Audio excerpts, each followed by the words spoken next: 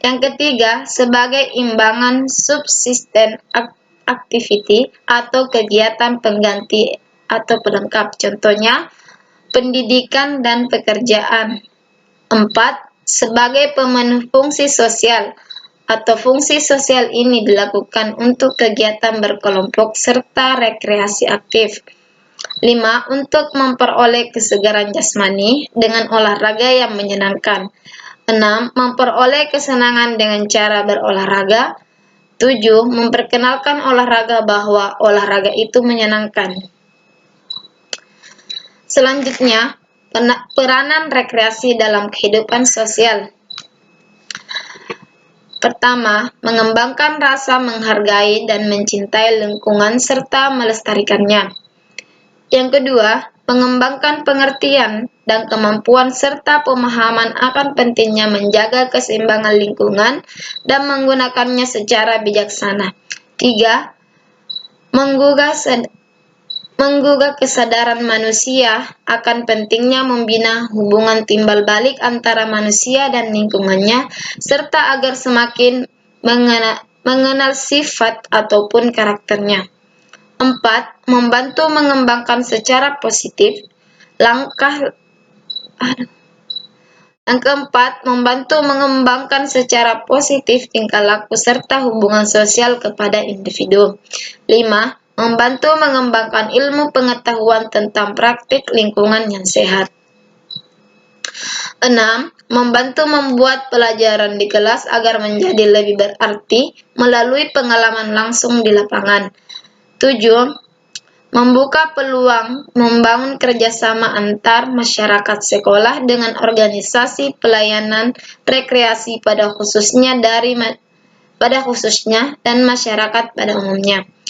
8. Menumbuhkan dan atau memperkuat rasa percaya diri dan harga diri yang merupakan pondasi yang kuat untuk menumbuhkan self-concept. 9. Mempererat persaudaraan dan tumbuhan saling mendukung di antara anggota kelompok. 10. Menambah atau meningkatkan keterampilan dan koordinasi.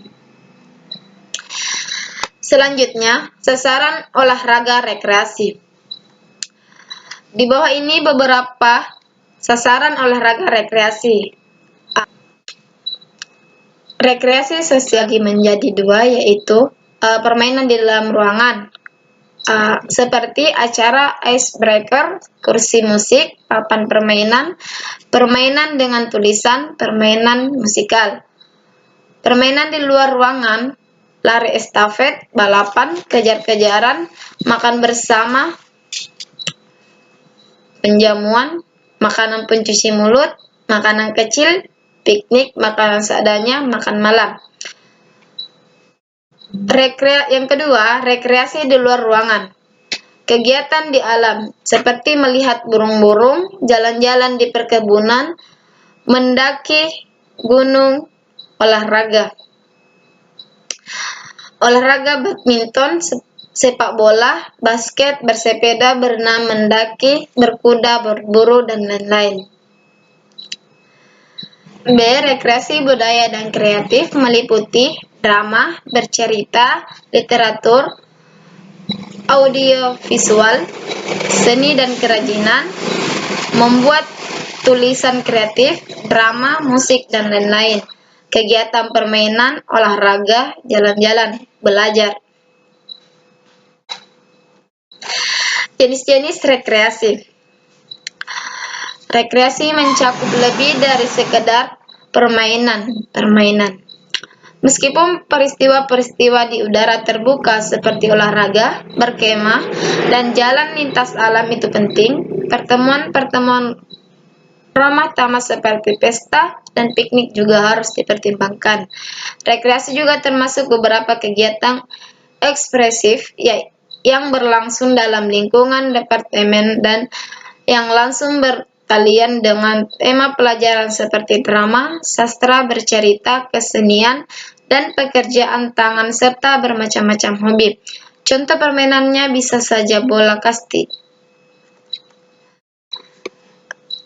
Jenis-jenis rekreasi. Yang pertama, pariwisata atau turisme. adalah suatu perjalanan yang dilakukan untuk rekreasi atau hiburan, dan juga persiapan yang dilakukan untuk aktivitas. Yang kedua, olahraga. Olahraga adalah aktivitas untuk melatih tubuh seseorang, tidak hanya secara jasmani tetapi juga rohani. Misalkan, olahraga tradisional dan modern. Ketiga, permainan. Permainan merupakan sebuah aktivitas rekreasi dengan tujuan bersenang-senang, mengisi waktu luang, atau berolahraga ringan. Selanjutnya, permainan tradisional. Permainan tradisional merupakan permainan yang telah dimainkan oleh anak-anak yang bersumber dari suatu daerah secara tradisi, yaitu permainan tersebut diwarisi dari generasi yang satu ke generasi berikutnya. Melalui pendidikan jasmani, olahraga, dan kesehatan, permainan tradisional dapat disajikan sebagai bahan pembelajaran pendidikan jasmani, karena setiap permainan tersebut harus terlebih dahulu dikaji nilai-nilai yang terkandung dalam permainan tersebut, seperti nilai pendidikan. Dalam permainan tradisional juga memiliki unsur-unsur seperti sportivitas, kejujuran, kecermatan, kelincahan, ketepatan menentukan langkah, serta kemampuan bekerja sama dalam kelompok. Mudah aturan permainannya. Di samping jumlah permainan yang dapat melibatkan seluruh siswa di kelas yang bersangkutan, dan dalam permainan guru dapat mengontrol siswanya karena adanya faktor bahaya sehingga harus ada yang dapat mempertanggungjawabkannya. Selanjutnya, macam-macam permainan tradisional. Pertama, permainan super-superan atau kereta api masuk terowongan. Yang pertama, jumlah pemain tidak terbatas, alat yang digunakan tanpa alat, tempat di halaman atau di lapangan. Aturan permainan, anak-anak dibariskan menjadi 3 syaf. Syaf pertama dan kedua berdiri di tengah memanjat lapangan dan berhadapan membentuk terowongan kereta api. Caranya ialah saling berpegangan lengan dalam keadaan lurus dan mendatar, sedangkan anak-anak pada saf ketiga berpegangan satu dengan yang lain sehingga membentuk rangkaian kereta api. Tugas rangkaian kereta api adalah lari kecil-kecilan sambil berbelok-belok dan akhirnya memasuki terowongan. Bila mana rangkaian kereta api telah dianggap cukup gerakannya, maka diadakan pergantian, yang menjadi rangkaian kereta api mengganti salah satu yang semula menjadi saf terowongan. Demikian terus dilanjutkan sampai semua saf pernah menjadi kereta api. Yang kedua, ular makan ekornya. Jumlah pemain tidak terbatas, alat yang digunakan tanpa alat, tempat di halaman sekolah atau di lapangan. Aturan permainan, anak-anak dibariskan menjadi 4 saf. Setiap saf terdiri dari 2 barisan putri dan 2 barisan putra, dan barisan yang berdiri paling belakang memegang perut orang yang ada di depannya. Yang berdiri paling depan berlaku sebagai kepala ular, sedangkan yang berdiri paling belakang sebagai ekor ular. Tugas kepala ular adalah berusaha secepat mungkin menangkap ekornya, sedangkan si ekor berusaha menghindar tangkapan si kepala ular tanpa melepaskan pegangan. Bila ada anggota yang lepas pegangannya, maka ia akan bertugas menggantikan tugas si ekor. Bila si ekor dapat tertangkap, maka diadakan pergantian, yaitu si kepala menjadi ekor dan si orang yang paling dekat dengan kepala menjadi kepala. Ketiga, betengan. Permainan ini dilakukan oleh anak laki-laki maupun anak perempuan. Usia pemain antara 7 sampai 12 tahun. Jumlah pemain bebas dibagi menjadi 2 kelompok, ABC dan DF. Tempat, halaman atau lapangan sekolah. Waktu permainan ditentukan oleh guru penjas. Peralatan, 2 pohon atau batang kayu dengan jarak 2-3 meter. Aturan bermain 1. Tiap-tiap kelompok berusaha memegang beteng kelompok kawan, atau ABC berusaha memegang bateng kelompok DF. Begitu juga sebaliknya. Yang kedua, kelompok yang berhasil menyentuh atau memegang beteng lawan duluan, maka Kelompok tersebut yang menang. Kelompok yang kalah mendapatkan hukuman kelompok yang menang. Jangkungan. Pemain. Kau tidak kasih fokus sekarang. Kenapa gak saya? Terus aku ketawa tadi.